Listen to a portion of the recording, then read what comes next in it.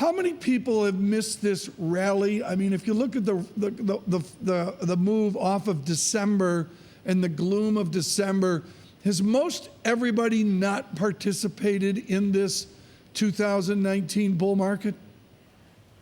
Well, I think that we came out of 2018 with very negative sentiment, and so there is a sense that a lot of people did miss this rally because they became very conservatively positioned in a risk-off trade. We ourselves were actually overweight in equities in our portfolios. We rode through the downturn in the fourth quarter of 2018, and so our clients were able to participate in this equity rally. But it's also been a strong market for fixed income investors as well, which I think has actually been the bigger surprise, that we've seen yields do what they've done and bonds be so strong. Well, then what do you do? That's certainly been a surprise for us. Particularly with price up and yield lower, what do you do? Is it an easy decision to move from bonds over to equity?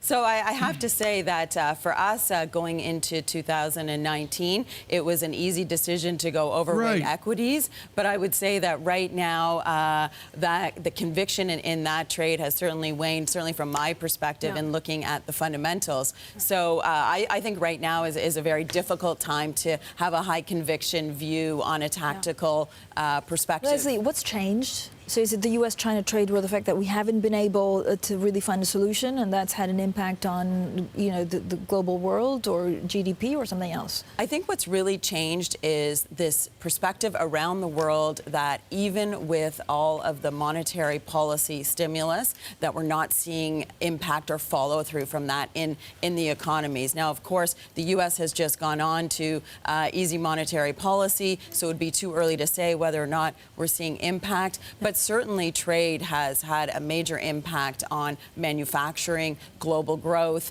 and we're not seeing a slowdown yet in the U.S., but we're starting to see signs of it, certainly in manufacturing. But are we expecting too much from monetary policy? There's always been a lagging time, and you feel like, you know, market participants give it less time than they have in the past.